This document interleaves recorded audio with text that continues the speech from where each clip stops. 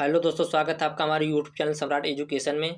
दोस्तों, इस वीडियो में आप लोगों को क्रॉप फिजियोलॉजी का एक मोस्ट इंपॉर्टेंट क्वेश्चन बताने वाला हूं, जो कि दोस्तों आपके एग्जाम के लिए बहुत ही महत्वपूर्ण है। तो दोस्तों, क्वेश्चन है नाइट्रोजन चक्र का विवरण, मतलब give a account of nitrogen cycle. Nitrogen cycle को विस्तार पूर्वक बताना है दोस्तों, जिसको मैं इस वीडियो में एकदम आसानी से बताऊँगा और आप लोगों को समझ में भी आ जाएगा। यदि वीडियो अच्छा लगेगा तो वीडियो को लाइक कर दीजिएगा, चैनल को सब्सक्राइब कर दीजिएगा और इसका पीडीएफ चाहिए तो डिस्क्रिप्शन में व्हाट्सएप ग्रुप का लिंक और व्हाट्सएप नंबर दिया गया है, वहाँ से मैसेज करके आप इसका पीडीएफ भी ले सकते हैं। तो चलिए स्टार्ट करते हैं दोस्तों।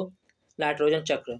तो दोस्तों, जैसा कि सबको पता है, वायुमंडल में लगभग 78% जो है नाइट्रोजन वह पाई जाती है। तो दोस्तों, वायुमंडल में जो है लगभग 78% नाइट्रोजन पाई जाती है। और दोस्तों, जो दलहनी फसल होती हैं, जो द्विबीजपत्री फसल होती हैं, उनके जड़ों में दोस्तों राइजोबियम नाम का जीवाणु जो है वह पाया जाता है। तो जो राइजोबियम नाम का जीवाणु होता है वह और उसकी जो विभिन्न जातियाँ होती हैं, नाइट्रोजन को राइजोबियम से क्रिया करवाती हैं। राइजोबियम से क्रिया करने के बाद नाइट्रोजन नाइट्राइट के रूप में परिवर्तित हो जाता है। तो दोस्तों, यह सबको पता होना चाहिए कि पेड़ पौधे जो हैं वह नाइट्रोजन को सीधे रूप में ग्रहण नहीं करते हैं, नाइट्रोजन को नाइट्राइट के रूप में पेड़ पौधे ग्रहण करते हैं।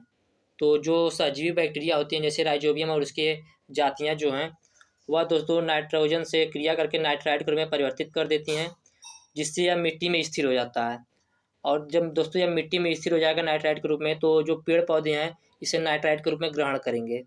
तो पेड़ पौधे जब इसे नाइट्राइट के रूप में ग्रहण करेंगे तो दोस्तों पेड़ पौधे जब उसे नाइट्राइट के रूप में ग्रहण कर लेते हो, तो हम लोग पेड़ पौधे से जो अनाज उत्पन्न होता है या कुछ भी दोस्तों जो पेड़ पौधे से उत्पन्न होता है, हम लोग उसे प्रोटीन के रूप में या भोजन के रूप में खाते हैं। तो प्रोटीन या भोजन के रूप में हम लोग जीव के शरीर में जाता है।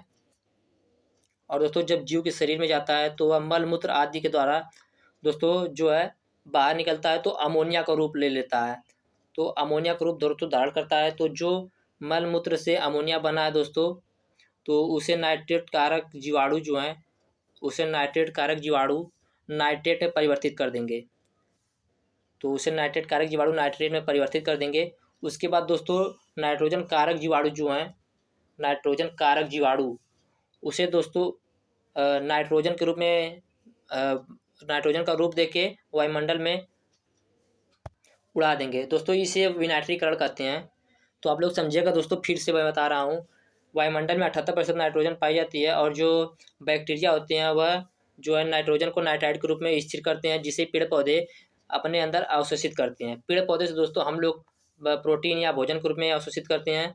हम लोगों को खाने के बाद जो मल मूत्र आदि होता है दोस्तों, उससे निकलने के बाद अमोनिया का रूप ले लेता है। अमोनिया का रूप लेने के बाद दोस्तों जो है जीवाणु नाइट्रोजन कारक होता है, वह उसे नाइट्रेट में परिवर्तित कर देता है। नाइट्रेट में परिवर्तित करने के बाद दोस्तों जो नाइट्रोजन कारक जीवाणु होता है, जिससे विनाइट्रीकरण क्रिया होती है यहाँ पे, तो यहाँ पर विनाइट्रीकरण क्रिया होने के बाद दोस्तों जो नाइट्रोजन है उसे वायुमंडल में स्वतंत्र रूप से छोड़ देता है। तो यह क्रिया दोस्तों बार बार होती रहती है। फिर दोस्तों जो यहाँ पर आप लोग देख सकते हैं, यहाँ पर लिखा गया वर्षा में तड़ित चालक से। दोस्तों, जो बारिश का पानी होता है वह सीधे रूप में नाइट्राइट के रूप में गिरता है। तो दोस्तों बारिश का पानी यहाँ से सीधे नाइट्राइट के रूप में आएगा और यहाँ से जो मृदा के द्वारा दोस्तों पेड़ पौधे उसे अपने अंदर अवशोषित करेंगे। तो बारिश का पानी सीधे नाइट्राइट के रूप में पृथ्वी पर आएगा, यहाँ से मृदा मिलेगा, मृदा के द्वारा पेड़ पौधे अपने अंदर अवशोषित करेंगे। अवशोषित करने के बाद दोस्तों पेड़ के नीचे जो उस पेड़ की पत्तियाँ हैं, उसके फल हैं, उससे जो नाइट्रोजन उसमें जो नाइट्रोजन होता है, तो उसकी पत्तियाँ जब नीचे गिरती हैं तो वह सड़ती गलती हैं, तो उनसे जो नाइट्रोजन प्राप्त होता है तो वह भी अमोनिया का रूप ले लेता है। और उसमें दोस्तों नाइट्रिक कारक जीवाणु, आप लोग यहाँ पर ध्यान दीजिएगा, उसे नाइट्रिक कारक जीवाणु दोस्तों जो पेड़ पौधे के सड़े गले पदार्थ होंगे उसे नाइट्रिट कारक जीवाणु नाइट्राइट में बदलेंगे। और जो मल मूत्र आदि द्वारा अमोनिया होता है उसे नाइट्रेट कारक जीवाणु नाइट्रेट के रूप में परिवर्तित करेंगे। तो यहाँ पर ध्यान दीजिएगा कि जो सड़ा गला पदार्थ है उसे नाइट्रिक कारक जीवाणु नाइट्राइट के रूप में परिवर्तित कर देंगे। फिर दोस्तों यहाँ पे विनाइट्रीकरण होगा, तो जो नाइट्रोजन है वह स्वतंत्र रूप से वायुमंडल में जाके मिल जाएगा, उड़ जाएगा। तो उम्मीद करते हैं दोस्तों आप लोगों को समझ में आया होगा। मैं इसका कुछ पॉइंट आप लोगों को बता देता हूँ। नाइट्रोजन चक्र कहते किसे हैं? प्रकृति में होने वाली अभिक्रियाएं जिनके कारण नाइट्रोजन के विभिन्न रूप बनते बिगड़ते हैं, इसी को नाइट्रोजन चक्र कहते हैं। दोस्तों, प्रकृति में जो अभिक्रिया होती है जिनके कारण नाइट्रोजन विभिन्न रूप में बनते हैं बिगड़ते हैं, इसी को नाइट्रोजन चक्र कहते हैं।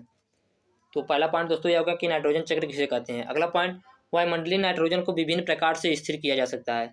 जो वायुमंडलीय नाइट्रोजन होता है उसे विभिन्न प्रकार से स्थिर किया जा सकता है, जिसको मैंने अभी आप लोगों को बताया दोस्तों।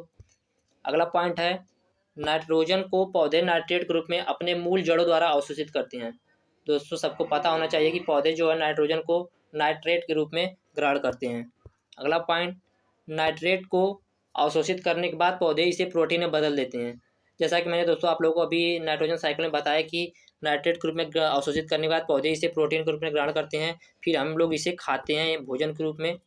इसके बाद दोस्तों प्रोटीन के विघटन से, जब प्रोटीन का विघटन होता है तो एमिनो अम्ल और पेप्टाइड तथा न्यूक्लिक अम्ल बनते हैं। जब प्रोटीन का विघटन होता है तो अमीनो अम्ल, पेप्टाइड तथा न्यूक्लिक अम्ल बनते हैं दोस्तों।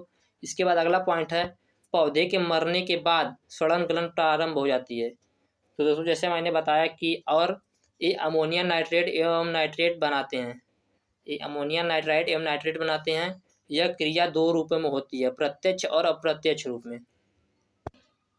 तो पौधे के मरने के बाद सड़न गलन प्रारंभ हो जाती है। जैसे दोस्तों कोई पौधा सूख जाता है तो उसमें सड़न और गलन प्रारंभ हो जाती है। ये अमोनिया नाइट्राइट एवं नाइट्रेट बनाते हैं। यह क्रिया दो रूपों में होती है, प्रत्यक्ष रूप में भी होती है और अप्रत्यक्ष रूप में भी होती है। तो हम लोगों को ज़्यादा डीपली नहीं पढ़ना है, हम लोगों को सिर्फ फंडामेंटल पढ़ना है। तो इसलिए ये जानेंगे कि यह क्रिया प्रत्यक्ष और अप्रत्यक्ष दोनों रूप में होगी। इसके बाद अगला पॉइंट है, यह बाद में नाइट्रोजन मुक्त होकर वायुमंडल में चली जाती है।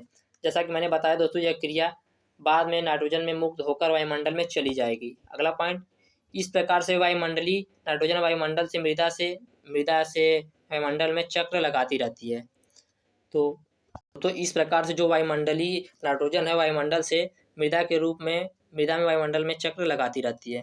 तो उम्मीद करते हैं आप लोग समझ में आएगा। एक बार फिर से नाइट्रोजन चक्र आप लोग को बता देते हैं फिगर के माध्यम से बना के। दोस्तों आप लोग यहाँ से फिर से समझिएगा फिगर के माध्यम से। दोस्तों वायुमंडल में लगभग 78% जो नाइट्रोजन है वह विराजमान है। वहाँ से दोस्तों जो नाइट्रोजन है वह राइजोबियम बैक्टीरिया उसके परिवार द्वारा, जो उसके जाति है उसके द्वारा प्लांट में जाएंगे, नाइट्राइट के रूप में नाइट्रोजन को भेजेंगे। फिर दोस्तों जब नाइट्रेट के रूप में पौधे नाइट्रोजन को ग्रहण कर लेंगे तो उसे प्रोटीन या भोजन के रूप में हम मानव लोग जो जीव हैं वह ग्रहण करेंगे। उसको ग्रहण करने के बाद दोस्तों जो है मल मूत्र के द्वारा बाहर निकाल देंगे। मल मूत्र के द्वारा बाहर निकलने के बाद यहाँ पे दोस्तों अमोनिया का रूप ले लेगा। वो अमोनिया का रूप लेने के बाद दोस्तों जो मानव के मल मूत्र द्वारा अमोनिया बना है वह नाइट्रेट कारक जीवाणु द्वारा नाइट्रेट बन जाता है। नाइट्रेट कारक जीवाणु के द्वारा नाइट्रेट बन जाता है, जहाँ पे दोस्तों यहाँ पे विनाइट्रीकरण होता है और वह नाइट्रोजन के रूप में स्वतंत्र रूप से उड़ जाता है वायुमंडल में। फिर दोस्तों यहाँ दोस्तों जो वायुमंडल से डायरेक्ट बारिश का पानी यहाँ पे आता है, डायरेक्ट यहाँ से जो प्लांट है वह अवशोषित करता है मिट्टी के द्वारा, मृदा के माध्यम से अवशोषित करता है। मृदा के माध्यम से अवशोषित करने के बाद दोस्तों वह जो सड़े गले पदार्थ के रूप में अमोनिया का रूप ले लेता है। फिर यहाँ से दोस्तों जो नाइट्रिक कारक जीवाणु होते हैं वह दोस्तों उसे नाइट्रिक कारण के रूप में भेज देंगे। यहाँ से फिर से दोस्तों विनाइट्रीकरण होगा, फिर से स्वतंत्र रूप से वायुमंडल में उड़ जाएगा। तो उम्मीद करते हैं आप लोगों को पूरा वीडियो अच्छे से समझ में आया होगा। आप लोग इसका स्क्रीनशॉट लेना चाहे तो ले सकते हैं। यदि वीडियो अच्छा लगा तो वीडियो को लाइक कीजिए, चैनल को सब्सक्राइब कीजिए, लाइक कीजिए, शेयर कीजिए दोस्तों, और अपना ढेर सारा प्यार दीजिए।